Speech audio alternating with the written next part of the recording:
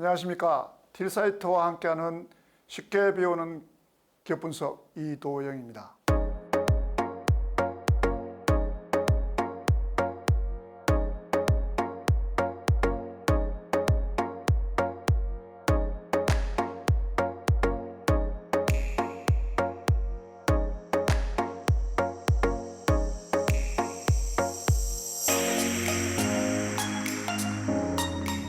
기업이 이런 내놓이를 요구할 경우에는 공급자의 대응이 어떻게 대응하는지 굉장히 중요하겠죠.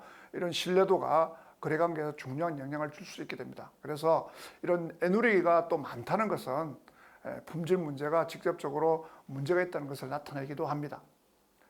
그래서 이런 빈번하게 발생되는 매입 애누리가 있다고 하면은 공급자를 변경하거나 이런 문제가 발생할 수도 있겠죠. 매입 애누리는 공급자와 관계에서 신뢰관계에 영향을 미칠 수 있는 그런 중요한 기준이 될 수도 있습니다.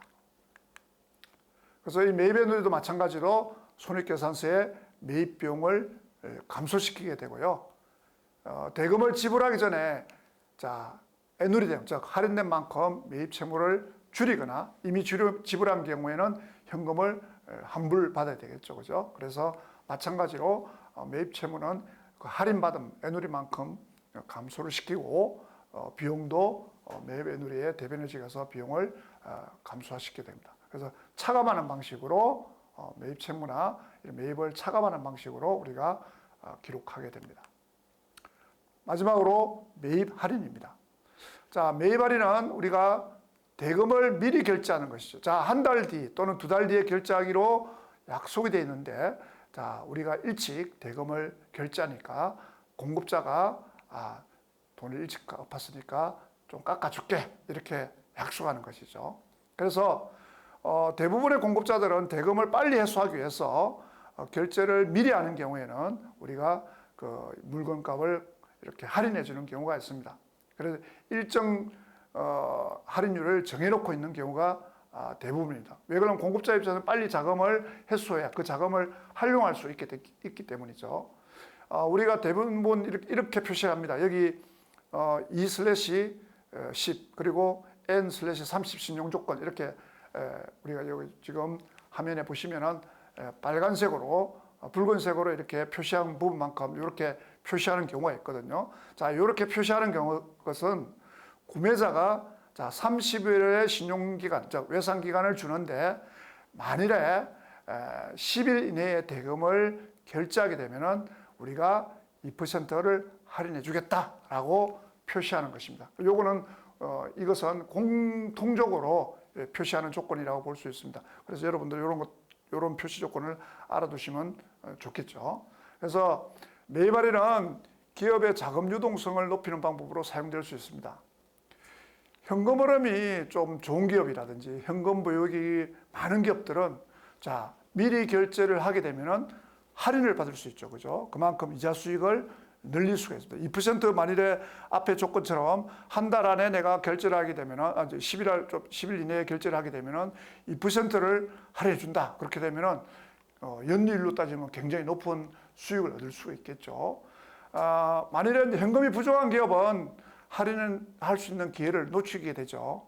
이런 경우에는 장기적으로 어떻게 보면은 더 높은 비용을 지불하고 수익성이 악화되는 이런 문제가 생길 수가 있습니다. 그래서 매입 할인을 잘 활용하면은 우리가 기업의 현금 유동성이 높은 기업은 수익성을 제고시킬 수 있는 그런 좋은 방법이 되기도 합니다.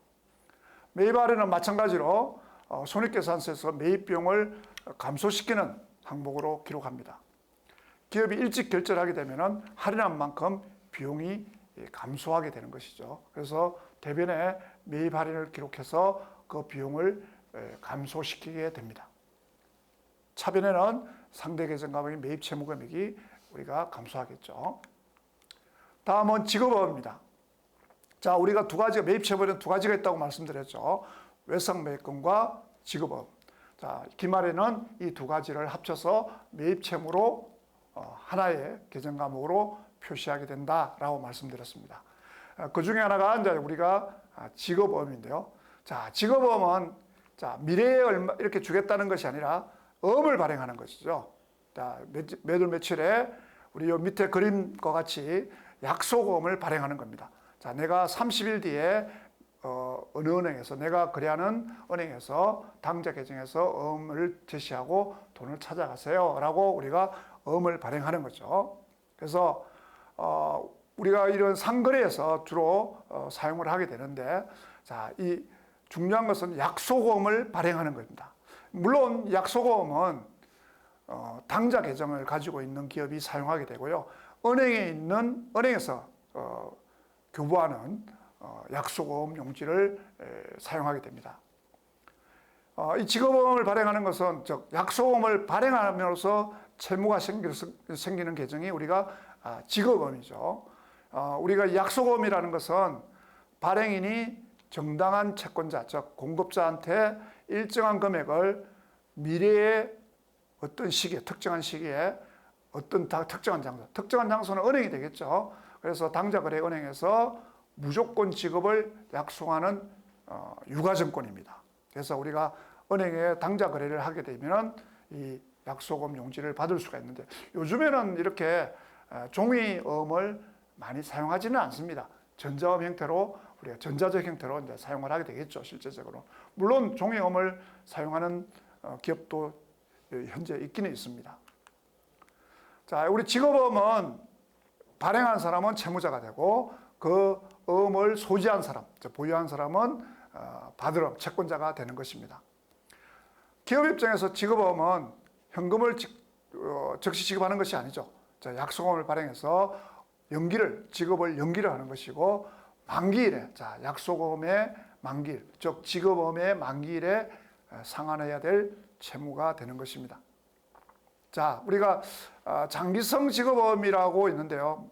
보통 우리가 이 장기성, 즉 1년 이상 직업어음 중에서 만기가 1년 이후에 돌아가는 것은 우리 비유동 부채로 관리하게 되는데, 장기성 직업어음 계정입니다. 원칙적으로는 장기성 직업어음은 상거래에서는 잘 발생하지 않습니다. 기본적으로 상거래에서는 보통 3개월 이내가 일반적이기 때문에 1년 이상의 장기성 직업어음은 잘 발행하는 경우가 굉장히 드물다고 볼 수가 있고요. 이런 장기성 직업어음은 현재가치 평가 대상이 됩니다. 즉 금액이 미래에 지급하는 것이기 때문에 유효이자율법을 정해서 현재가치 할인 차금을 상각해서 이자 비용을 계상해야 됩니다. 상거래 결제 수단으로 약속어음을 발행해서 장기성 직업어음 계정을 보유한 경우는 굉장히 제한적입니다. 대부분 이런 어음들은, 즉 장기성 직업어음은 자금 융통을 위해서 결제하는 경우, 즉 결제해야 되는 경우가 대부분이라고 보시면 되겠습니다. 자, 직업어음의 특징은 현금으로 지급을 하지 않고 미래에 정해진 기일에 정해진 장소에서 지급할 것을 약속하는 방법인데, 이것을 어음을 발행해서 약속어음을 발행해서 우리가 지급한다는 것이죠. 그래서 기업의 유동성을 관리하는 데 굉장히 유용하게 사용할 수가 있습니다. 물론 외상 매입금과 마찬가지로 이자 비용이 없습니다. 금융 비용과 없이 자금을 운용할 수가 있습니다. 그리고 만기일이 명시가 되어 있습니다. 발행일과 함께 만기일이 명시가 되어 있습니다. 우리가 외상 매입금과 다른 점은, 외상 매입금은 기업과 공급자와 구매자가 그냥 약속, 구두로 할 수도 있고요, 무언의 약속을 할 수도 있고요, 어떤 계약을 할 수도 있겠지만은, 이 직업의 특징은 만기일이 기재된 유가증권, 즉 약속어음이라는 유가증권을 발행하는 것이기 때문에 굉장히 중요하죠. 나중에서는 무조건적 지급을 해야 됩니다. 은행을 통해서요. 그래서 유동부채로 기록하게 되고요, 만기일이 명시가 된다라는 것이고요. 이런 약속어음은 상거래에서 유통이 가능합니다. 공급자가 이 받으럼, 즉 직업어음, 즉 구매자로부터 받은 어음을 다시 사용할 수도 있죠, 그죠? 은행에서 할인받을 수도 있고요. 다른 상거래, 즉 배서 양도를 통해서 다른 거래처에다가 또 지불할 수도 있습니다. 우리가 공급자가 이 어음을 가지고 있는 경우에는 상대 계정이 받으름이 되겠는데, 이 받으름을 가지고 다시 은행에 가서 할인을 받을 수도 있죠. 그래서 이런 특징, 우리가 네 가지 특징이 있죠. 직업을 연기할 수 있고, 이자 비용이 없고, 만기일이 명시된 유가증권이다. 약속의 의미라는 유가증권이라는 것이고요. 그리고 교환이 가능하다는 것입니다. 자, 직업음의 회계 처리는 발행을 하게 되면 유동부채로 분류됩니다. 그래 결제되기까지 미지급 상태로 직업음이 남게 되는 거죠. 그래서 결제가 되면 만기일이 돼서 실제로 지급이 되게 되면 직업음이 상환된 걸로 처리가 되게 됩니다. 그래서 여기 예시를 들어놨는데요. 자, 기업이 100만 원어치 상품을 구매하고 60일 이후에 지급하는 어음을 발행했다라고 하면은 상품이나 서비스가 우리가 100만 원 들어오겠죠. 그래서 자산의 증가인 상품이 차변에 기재가 되고요. 대변에 직업의라는 부채가 기록이 됩니다. 자, 그래서 60일 이후에 만기가 됐겠죠. 만기가 되면은 은행에서 당좌 계정에서 인출이 돼서 결제가 되게 됩니다. 그러게 되면은 부채, 직업의라는 부채가 유동부채가 감소하겠죠. 그리고 내 당좌 계정에 있는 예금이나 이런 것들이 빠져나가겠죠. 그래서 자산의 감소가 발생하게 됩니다. 직업음의 장점과 단점을 한번 살펴보도록 하겠습니다. 먼저 장점을 한번 보도록 할까요? 자, 현금 흐름의 관리가 굉장히 좋겠죠. 왜 그러면 음을 발행해서 지급을 연기하죠. 현금을 즉시 지급하지 않고 내가 일정 기일에 지급하겠다는 약속을 가지고 음을 발행하게 됩니다. 그래서 다른 유동성 문제를 해결할 수 있다든지 다른데 그 자금을 좀 더 사용할 수 있게 되는 장점이 있습니다. 두 번째는 이자 비용이 없다는 것이죠. 자, 대금을 연기를 했지만은 대출과는 다르게 우리가 이 직업음은 이자 비용이 발생하지 않습니다. 다음은 직업을 발행하는 것도 직업을 받는 공급자의 입장에서 한번 볼까요? 자, 공급자는 어떻습니까? 공급자는 직업음을 상대방 구매자로부터 음을 아무나 받지는 않겠죠. 그 상대방이 구매하는 공급을 해서 구매받는 약속음을 발행하는 그 기업이 신뢰관계가 있어야 되겠죠. 신용도가 있어야 내가 그 물건을 공급하고 음을 받을 수 있게 됩니다. 그래서 이 거래 신뢰도를 측정할 수 있는 기준이 되기도 하겠죠. 그래서 이 직업음이 많은 기업들은 어떻게 보면은 거래에서 신뢰를 가지고 있다라고 볼 수도 있습니다. 자, 단점입니다. 단점은 만기일에 정해져 있죠. 만기일이 정해져 있습니다. 우리가 외상매입금하고 조금 다른 것은 이것은 정권으로서 우리가 직업음이라는 유가증권으로서 만기일을 만들어 놓고 있다는 것이죠. 기업의 자금 상황에 따라서 만기일에 지급을 못하게 되면은 당좌 계정이 부도가 나는 이런 신용이 하락할 위험이 있습니다. 그래서 이 신용 위험이 문제가 생길 수가 있습니다. 결제를 못하게 되면은 당좌 계정이 부도가 나고 신용이 발생할 수 있고, 그래서 약속음을 보유한 공급자, 받을음을 가지고 있는 공급자는 거래 상대방의 신용 상태에 따라 가지고 직업음의 결제 여부가 결정되기 때문에 굉장히 중요하게 됩니다. 자, 직업음을 실제 사용하는 형태를 한번 보도록 하겠습니다. 중소기업에서는 굉장히 이 직업음을 굉장히 많이 사용하게 됩니다. 자금 사정이 넉넉하지 않기 때문에 상품을 구매할 때 현금 대신에 직업음을 많이 사용하게 됩니다. 자금을 좀 더 유연하게 관리할 수 있도록 도와주는 역할을 하는 게 우리가 직업음입니다. 자, 대기업과 중소기업 간의 거래에서도 대기업은 중소기업 거래에서 직업음을 발행해서 구매 대금을 일정 기간 유예하는 방식으로 현금 흐름을 관리할 수 있게 됩니다. 우리가 중소기업 간에 그래서 대기업은 물론 아주 길게 주지는 않습니다만은, 그래서 중소기업은 이 음을 가지고 다시 금융회사, 즉 은행 같은 금융회사에서 음을 할인받아서 자금을 융통할 수 있습니다. 하지만 그렇게 되면은 중소기업은 할인료 등의 이자 비용이 발생할 수 있겠죠. 자, 근데 이 직업음은 제가 조금 전에도 말씀드렸지만은 이거는 은행에서 발행하는 종이 상태, 종이음을 많이 사용하지 않는다고 말씀드렸습니다. 현재는 이런 종이음은 대부분 별로 사용하지 않고요. 전자음과 같은 디지털 결제 수단이 일반화되고 있습니다. 그래서 대부분의 요즘의 어음들은 전자 형태로 디지털 형태로 발행하게 됩니다. 그래서 이 전자음은 결국 기존의 종이음과 같은 역할을 하지만은, 자, 종이음은 위변조나 이런 문제가 생길 수 있죠. 하지만 전자음은 그렇게 전자적으로 관리가 되기 때문에 오히려 투명성이 높고 관리하기가 편하고 편리성이 굉장히 높다는 장점이 있습니다. 그래서 요즘에는 이 전자음 형태로 많이 사용하게 됩니다. 자, 이 어음을 받아서 다시 타인에게 공급자는 직업어음을 보유한 사람, 즉 받을 어음을 가지고 있는 것이죠. 이 받을 어음을 가지고 있는 사람, 공급자는 다시 자신의 거래 상대방한테 배서해서 양도를 할 수 있습니다. 자, 이럴 경우에는 직업어음으로 계리하지 않고 매출채권의 처분이나 차입금으로 계리하게 됩니다. 차입금으로 계리하는 것은 은행에서 할인받는 경우가 해당이 되겠죠. 다른 기업에 배서 양도하는 그런 매출채권의 처분으로 볼 수 있고요. 자, 이 직업어음과 유사한 형태로 우리가 환어음과 융통어음이 있습니다.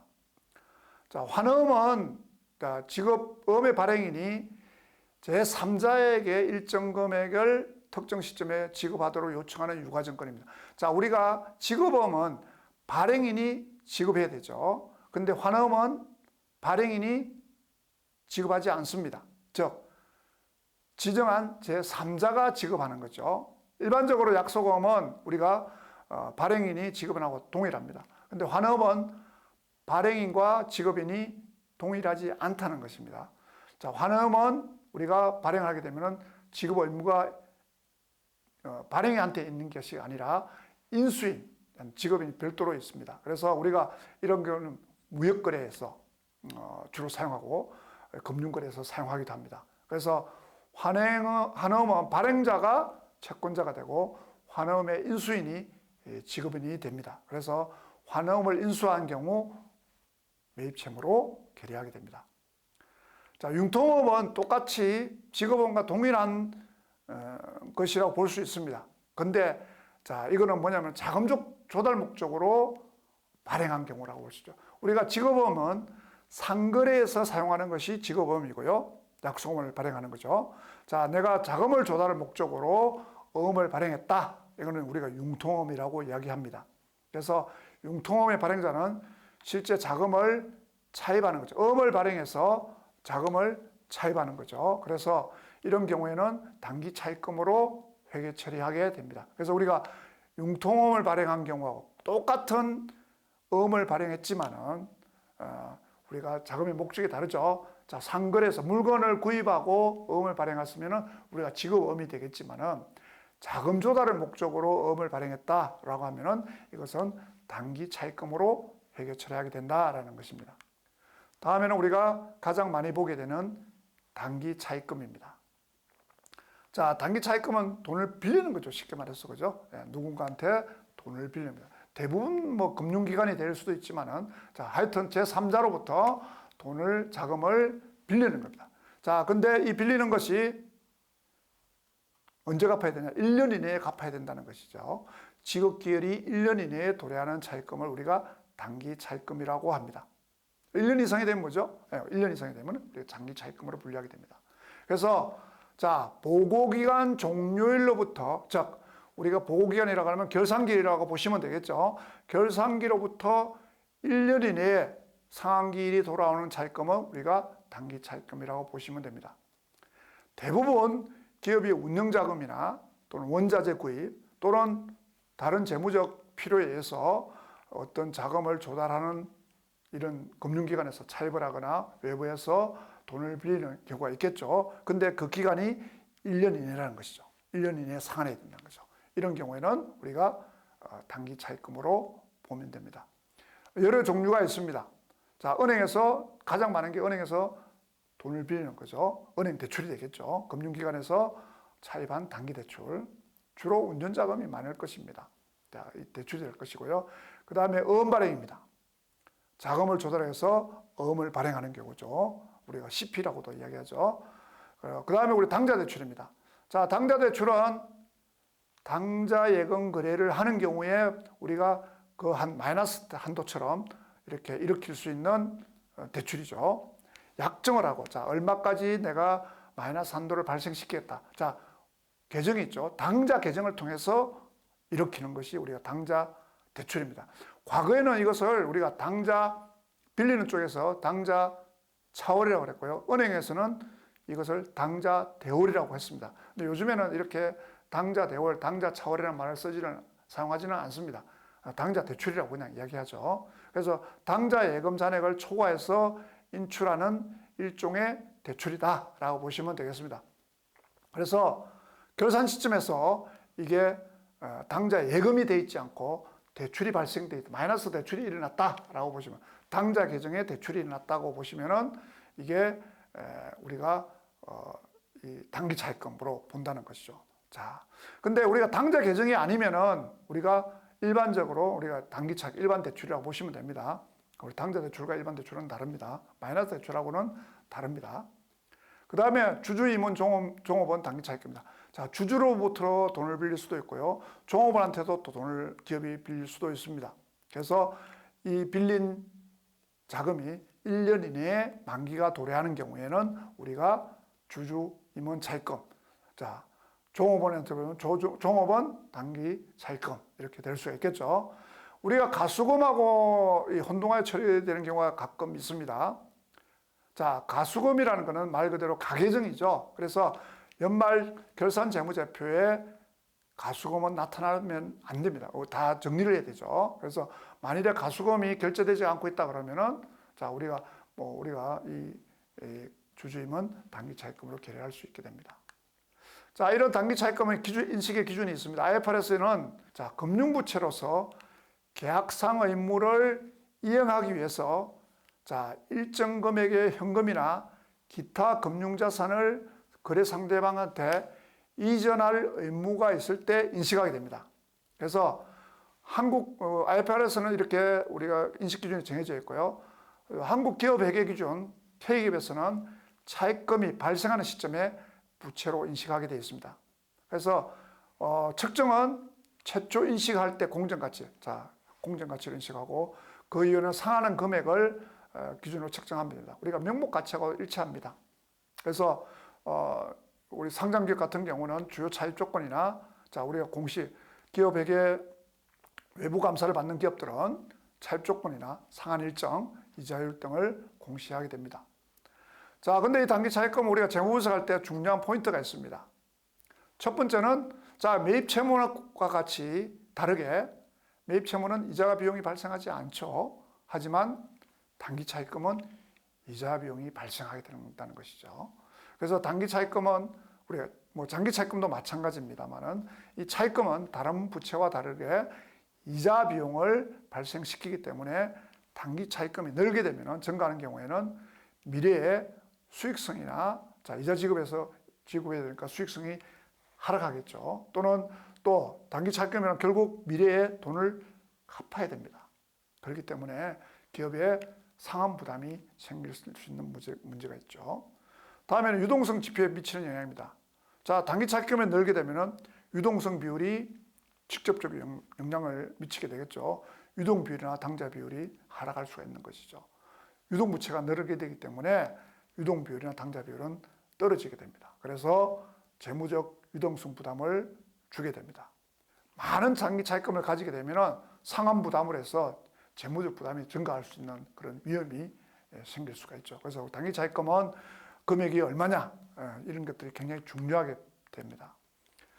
단기 차입금 회계는, 자, 기업 회계 기준에서 우리가 단기 차입금 하나의 과목으로 공시하도록 되어 있습니다. 각각의 만일에 당좌 대출이나 이런 것들이 중요하다고 생각되면 별도의 과목으로 분류를 할 수는 있습니다만은, 그거는 우리가 주석에다 일부 표시하는 경우가 대부분이고요. 중요하면은 별도의 과목으로 기재가 가능합니다. 자, 장기 차입금으로, 자, 1년 이상으로 우리가 만기가 1년 이상인 경우 이렇게 장기 차입금으로 계류를 하게 되는데, 자, 한 번 이상 그 장기 차입금을 미리 처음부터 장기 차입금으로 해가 결산기가 지나갔다라고 해도 단기 차입금으로, 자, 1년이 지나면 2년짜리를 빌렸는데 1년 반이 지났다. 그러면 결산기 말에 6개월밖에 안 남게 되겠죠. 자, 이런 경우에도 우리가 만기가 짧아졌지만 1년 이내로 짧아졌지만은 단기 차입금으로 기리하지 않고 유동성 장기 부채로 회기 처리합니다. 예를 들면 여기 제가 하나 예시를 들어놨습니다. 자, 2024년 3월 31일 A은행으로부터 5억 원을 빌렸습니다. 근데 이게 만기가 2025년 11월 30일입니다. 그러니까 빌리는 시점에서 보면은 1년 이상이죠. 그래서 자, 이런 경우에 결산일 시점에서 보면은 결산일 시점에서 빌릴 때는 장기 차입금이죠. 근데 우리가 결과적으로 기일이 결산기 시점에는 1년 이내로 되기 때문에 2024년 시점에서 보면은 1년 이내가 되겠죠. 이런 경우에는 기말에 공시할 때는 단기 차입금으로 하게 됩니다. 자, 근데 이게 장기 차입금으로 기료하게 되면은 우리가 유동성 장기 부채로 회기 처리를 해야 된다는 것이죠. 자, 매각 조건이 충족되는 할인이었습니다. 요거는 우리가 단기 차입금을 보지 않습니다. 자, 제가 기업이 을 가지고 구매자로부터 을 가지고 있는 경우, 즉 받을 을 가지고 있는 경우에 이 받을 을 은행에 가서 자금을 빌리는 경우가 있습니다. 할인을 하는 거죠. 할인하는 경우에는 이것은 자금의 차입으로 보지 않고 매각 거래로 보게 됩니다. 그래서 그 받을 음을 매각한 걸로 인식을 하게 됩니다. 그 다음에 화폐성 부채 외야 차입금은 결산일 현재의 환율로 환산하게 되고요. 그 환산으로 인해서 손익이나 비용이 발생하겠죠. 이런 경우는 단기 손익으로 처리하면 됩니다. 다음은 선수금입니다. 자, 선수금도 유동부채입니다. 자, 기업이 상품이나 서비스를 제공하기 전에 미리 돈을 받았다는 거죠. 자, 내가 어떤 서비스나 물건을 팔지도 않았는데 계약금을 먼저 받을 수도 있잖아요. 그죠? 자, 이런 경우에 우리가 부채로 기록하게 됩니다. 유동부채로 기록합니다. 정상적인 영업활동 과정에서 미래의 어떤 시점에 서비스나 용역을 재화를 제공하기로 약속하고 대금의 전부나 일부를 미리 수령한 경우에는 계약의 이행을 보증하는 역할을 하는 것이 우리가 선수금이라고 할 수 있습니다. 그래서 이 선수금은 발생주의 원칙에 따라서 수익이 실현되기 전까지는 매출로 인식되지 않습니다. 이후에 상품이나 서비스를 제공한 시점에서 이 선수금이 매출로 인식되고 수익으로 기록되면서 선수금은 없어지게 되는 것이죠. 그래서 거래에 따르는 수익, 즉 상품 매출이 이루어지기 전까지는 이 선수금으로 기록하게 됩니다. 우리가 선급금은 이 상대 계정, 선수금의 상대 계정이라고 보시면 되겠습니다. 선수금은 주로 선주문 상품 판매인 경우, 고객이 신제품을 미리 주문을 하면서 대금을 먼저 지급하는 경우라든지, 기업은 이런 경우에 선수금으로 처리하고 상품이 현재 고객한테 배송이 되면 매출로 선수금을 전환하면 됩니다. 또는 계약 기반 서비스인 경우에도 많이 사용됩니다. 일정 기간 서비스를 제공하는 계약을 체결하고 대금을 선불로 받은 경우에 기업은 선수금으로 처리하고 서비스가 제공될 때마다 해당 금액을 매출로 인식하면서 선수금을 줄여가는 방식으로 우리가 선수금을 활용합니다. 예를 들면은 이렇습니다. 여기에 회계 처리를 예를 들었는데요. 자, 2024년 9월 23일 계약금 10만 원을 현금을 수령했다라고. 그리고 10월 8일 날 43만 원의 상품을 인도하고 잔금을 나중에 받기로 했다고 보면은 우리가 어떻게 될까요? 자, 9월 24일 계약금을 수령할 때입니다. 자, 현금을 10만 원 받았죠. 차변의 자산의 증가, 현금이 발생합니다. 자, 그리고 아직 서비스 제공을 하지 않죠. 돈만 받은 거죠. 어떤 상품을 아직 인도를 하지 않았기 때문에 유동부채인 선수금이라는 10만 원을 대변에 발생시키게 됩니다. 자, 그래서 상품을 인도를 하겠죠. 43만 원짜리 상품을 인도를 했습니다. 그래서 상품 매출이 차변에 43만 원 발생하고 기존에 선수금 10만 원 받았던 거를 없애주고요. 자, 외상으로 잔금을 나중에 받기로 했기 때문에 외상이 되겠죠. 그래서 외상 매출금 나머지 금액 33만 원이 차변의 자산의 증가라고 됩니다. 그래서 선수금 유동부채 선수금이 감소하고 10만 원 감소하고 외상 매출금 33만 원인 자산이 증가하는 것으로 결의가 되게 됩니다. 다음엔 선수수익입니다. 자, 우리가 선수금하고 선수수익은 조금 비슷한데요. 거래 상대방의 약속된 제한화 용역을 제공하기 전에 기업이 대가를 미리 수령한 금액인 것은 똑같습니다. 선수금하고. 하지만 요 수익 인숙을 나중으로 미룬 금액이죠. 자, 미리 받은 금액입니다. 그래서 선수수익이 됩니다. 미리 받은 금액인데 아직 서비스나 제한을 제공하기 전까지 수익으로 인식되지 않고 부채로 기록되는 것입니다. 기업이 이행하지 않은 약속에 대한 책임으로 간주되는 것이죠. 자, 우리가 계약에 명시된 제한학 용역을 고객한테 제공하면은 해당 금액이 점점 수익으로 전환되고, 그래서 기업은 수행의 의무가 완료되었음을 나타내고요. 해당 시점에서 수익을 인식하게 되는 것입니다. 그래서 선수수익은 일종의 부채로서, 유동부채로서 기록이 되고, 기업이 고객에게 제공할 의무를 지고 있는 미행 약속이라는 것입니다. 자, 그래서 이 금액은, 자, 이 선수수익금 마찬가지죠. 선수금과 마찬가지로 제한화 용역을 제공할 책임이 있다는 것을 나타나게 됩니다. 이런 과목들은 좀 더 상세하게 보시면 선수임대료라든지 선수이자, 선수수수료 이런 것들이 있습니다. 자, 선수수익은 자, 특정 시점이 하고 기간 배분이 두 가지가 있습니다. 인식 시점과 기간을 보시면요. 제하가 상대방에 전달되는 순간에 수익으로 인식하게 되고요. 용역이 일정 기간 동안 제공될 때는 해당 기간에 걸쳐서 점진적으로 인식하게 됩니다. 수행 의무는 자, 이행하는 거죠. 자, 상품을 제공하거나 서비스를 제공하는 것이죠. 자, 선수수익이 발생하는 경우에 기업은 수행 의무를 다해야 됩니다. 이행되지 않는 수행은 여전히 부채로 남아있게 됩니다. 그리고 이걸 이행하게 되면 바로 수익으로 인식하게 되는 것이죠. 그래서 기업은 선수수익에 대해서 어떤 정보를 IFRS는 요구를 하고 있습니다. 이런 정보를 공시하도록. 발생한 금액하고 의무의, 그 수행 의무의 성격을 공시해야 되고요. 수익의 인식 시점, 방식에 대한 정보, 선수수익의 주요 변동, 잔액의 또는 결론 이런 것들을 공시에 요구하도록 되어 있습니다. 우리가 이런 선수수익의 회계 처리는 연간구독 서비스나 선결제된 티켓 이런 것들이 있을 수 있겠죠. 구독료를 먼저 선지급한 것, 자, 서비스업종 경우에 이런 것도 있겠죠. 그 금액을 선수수익으로 먼저 우리가 돈을 먼저 받았기 때문에 선수수익으로 기록하게 되고, 각 해당 월 단위로 만약 1년치를 받았게 되면 해당하는 월마다 그 금액만큼 12분지 1만큼을 서비스가 제공될 때마다 수익으로 인식하게 됩니다. 자, 먼저 결제된 티켓이죠. 공연 티켓이나 항공 같은 게 해당이 되겠습니다. 이런 것도 서비스가 제공적이 되기 전까지는 선수수익으로 인식하고, 자, 항공료를 이제 비행기에 탄다든지 또는 공연이 실행된다든지 할 때 우리가 수익으로 인식하게 됩니다. 우리가 밑에 예를 들어놨는데요.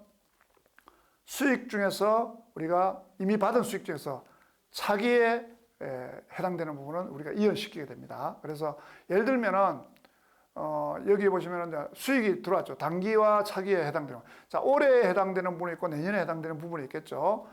이런 경우에는 임대료 같은 게 1년치를 받았는데 결산기 이전에 해당되는 것. 자, 2024년 10월 1일 날 예를 들어서 임대료를 1년치 임대료를 받았다고 생각해 봅시다. 그러면은 10월, 11월, 12월 석 달치는 올해에 해당되는 것이고 나머지 9개월은 내년에 해당되는 부분이죠. 그죠? 그래서 이런 것들 내년에 해당되는 부분이 우리가 일단 다 받았을 때는 임대료로 기록하겠지만 연말 결산 시점에서 보시면은 나머지 9개월에 해당되는 부분이 선수수익으로 기록이 되는 것입니다.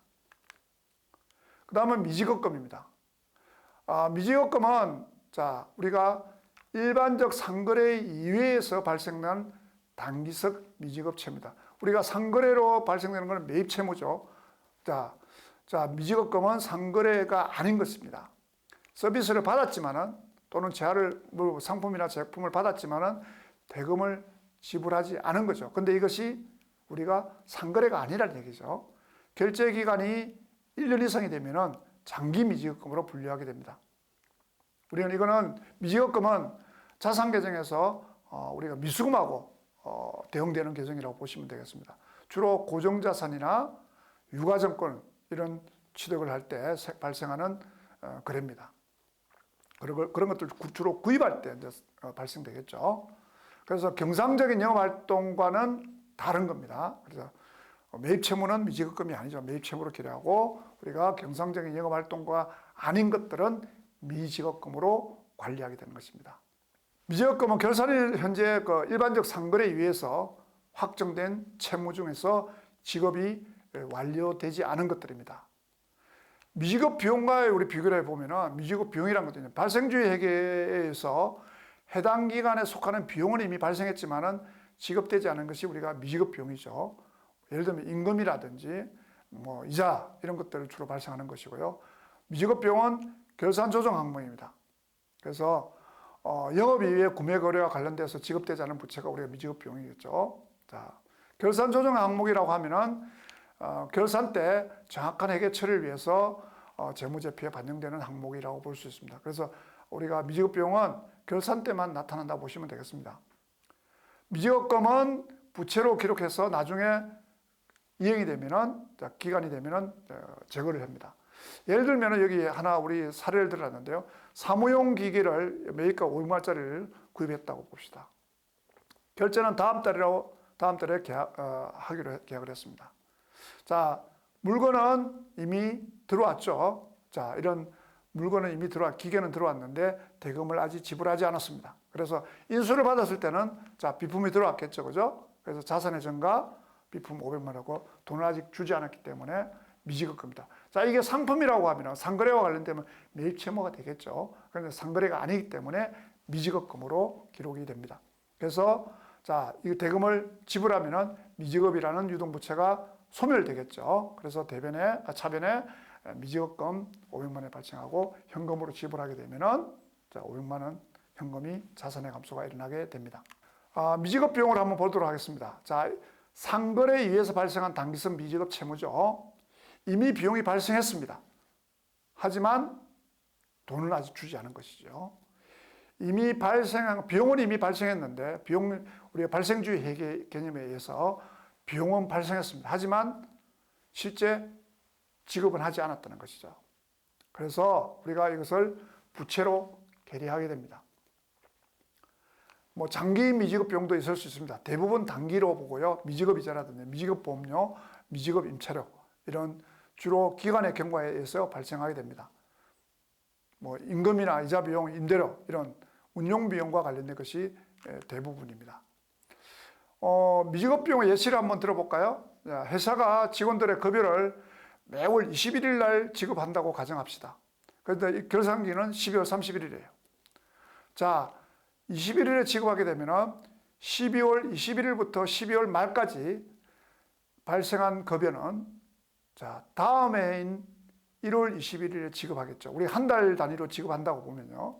그래서 12월 21일부터 12월 31일까지 급여는 아직 지급이 되지 않았지만은 12월 결산 재무제표에는 비용으로 인식이 됩니다. 자, 이렇게 지급되지 않는 급여는 미지급 비용으로 처리되게 되는 것입니다. 또 하나는 12월 말까지 발생한 전기요금입니다. 자, 만일에 우리는 그 달의 전기요금을 그 다음 달에 지불하게 됩니다. 이월에 납부하게 되겠죠. 자, 근데 12월 결산 시점에서 보면은 이미 12월 달에 전기를 사용했죠. 근데 그 자금은 아직 지불하지 않았습니다. 그래서 이미 발생한 비용이기 때문에 12월 재무제표에 그 해당 12월 달 한 달간의 전기요금은 미지급 비용으로 해당 금액을 계리하게 됩니다. 자, 그 다음에 유동성 장기부채입니다. 자, 유동성 장기부채는 회사채 또는 장기차입금 등의 장기부채 중에서 보호기간 종료 이후 1년 이내에 상환해야 되는 금액입니다. 즉, 결산 시점에서 보면은 처음에는 우리가 어떤 회사채나 장기차입 같은 건 1년 이상이 되겠죠. 회사채를 예를 들면은 3년짜리로 발행되는 것이 대부분입니다. 근데 3년으로 발행됐는데 기간이 경과했단 말입니다. 그런데 결산 시점에서 볼 때 이게 1년 이내에 이제 만기가 돌아온다 이거죠. 그런 경우에 우리가 이것을 장기 차입금이나 회사채에서 재분류를 하게 됩니다. 우리가 이 재분류하는 과목이 유동성 장기부채가 됩니다. 처음에는 장기부채, 1년 이상의 장기부채로 인식되었지만은 그 일부 또는 전부가 결산일 이후에 1년 이내에 상환되어야 되기 때문에 유동부채로 재분류하는 것입니다. 대표적으로 우리가 회사채, 장기차입금, 금융리스크부채, 장기지급채무 등이 장기청부채 항목에서 1년 이내에 도래하는 금액을 우리가 유동성 장기부채로 다시 분류하게 되는 겁니다. 중요한 것은 장기 차입의 형태로 발생되는 장기부채입니다. 일반적으로 차입이 아닌 것들은 우리가 유동성 장기부채로 분류하지 않습니다. 그래서 차입의 형태로 발생한 장기부채에서 1년 이내 상환할 금액만 우리가 유동성 장기부채로 재분류한다라고 보시면 되겠습니다.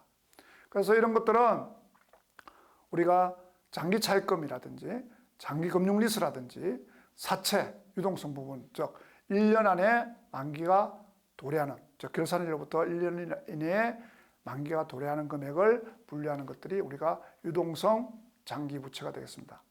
유동성 장기부채는 IFRS나 기업회계 기준에서 우리가 1년 이내로 상환될 것이 확실시 되는 경우에 유동부채로, 즉 유동성 장기부채로 재분류하게 됩니다. 그래서 장기부채와 동일한, 최초 장기부채와 동일한 공정가치로 인식하게 되고요. 그리고 상환금액을 기준으로 해서 유동성 장기부채를 재분류하게 됩니다. 그래서 이 기업은 이런 유동성 장기부채를 정확하게 공시해야 되고 상환 일정이라든 조건에 대한 세부 정보를 제공해야 됩니다. 이 회계 처리는 장기 미지급금의 지급길이 1년 이내 도래한 경우는 우리가 차입이 아니죠. 차입이 아니기 때문에 미지급 계정으로 그냥 대체하면 됩니다.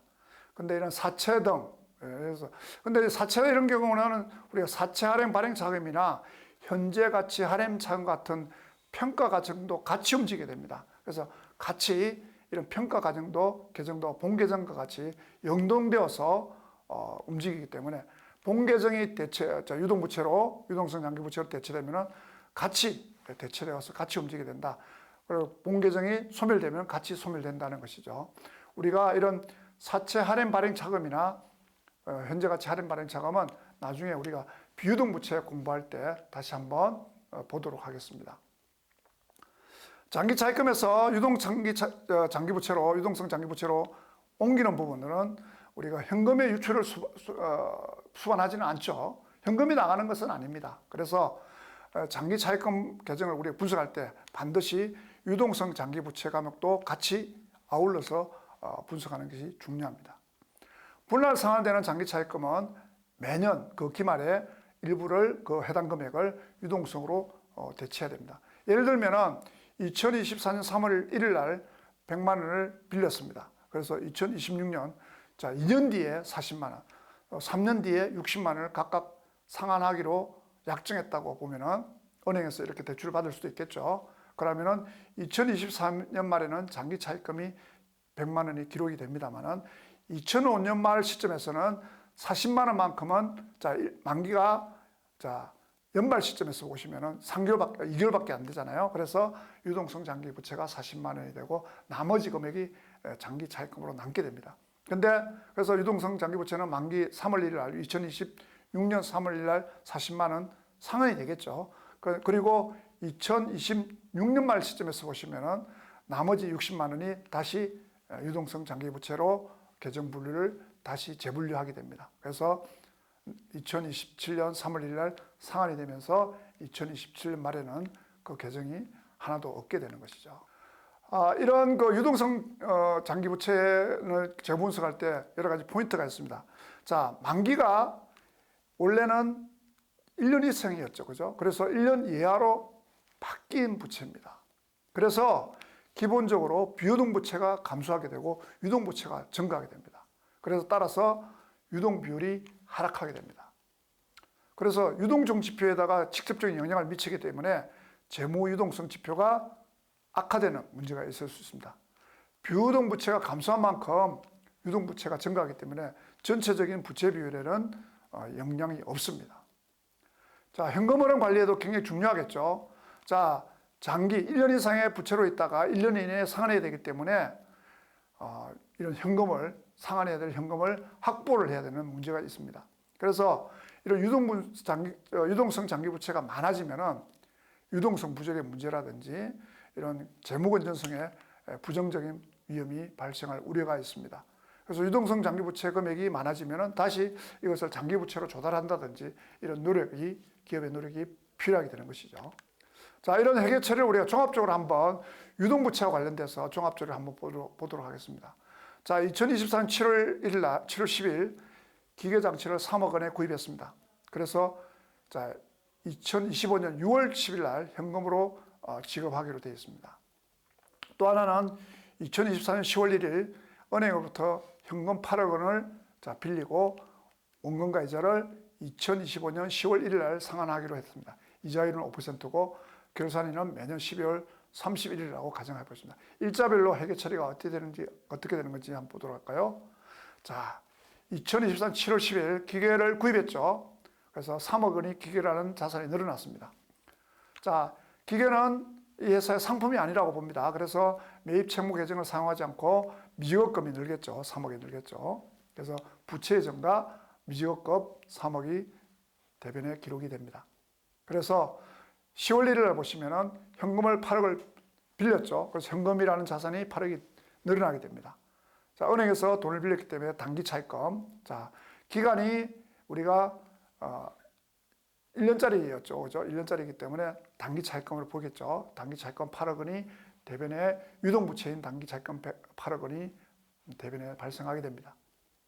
자, 근데 연말 시점에서 우리는 실제 이자는 1년 뒤 시점에 2025년 10월 1일 날 이자를 지불하지만은 연말 시점에서는 이미 우리가 3개월치 이자가 이미 발생을 했죠. 그래서 3개월치 이자에 해당되는 1,000만 원만큼 이자 비용을 계상하게 됩니다. 근데 이걸 아직 지불을 안 했죠. 그래서 미지급 비용이라는 유동부채가 1,000만 원 발생하게 됩니다. 자, 6월 10일 날 기계장치 3억 원 현금으로 지급했겠죠. 그죠? 그래서 유동부채 미지급금이 차변에 오면서 미지급 계정이 소멸합니다. 그래서 현금을 3억 지불하게 되고요. 자, 2005년 10월 1일 날 자, 대출금을 다 갚겠죠. 자, 8억 하고 자, 이자를 얼마를 갚아야 되나요? 총 현금을 8억 4천을 갚아야 되죠. 근데 이미 1,000만 원은 이미 비용으로 인식을 했었죠. 그래서 그 부채를 미지급 비용을 다시 없애주고요. 이자 비용 3천만 원, 단기 차입금 8억을 없애주면서 계리를 하면은 차입금과 이자가 다 처리되는 것이죠. 그래서 해당 2025년은 이자 비용이 3천만 원만 발생하게 되고요. 2024년도에는 1,000만 원 이렇게 나누어서 비용이 각각 발생하게 되는 것입니다. 이번 시간에는 유동부채에 대해서 학습해 보았습니다. 다음 시간에는 비유동 부채에 대해서 우리가 학습하도록 하겠습니다. 감사합니다.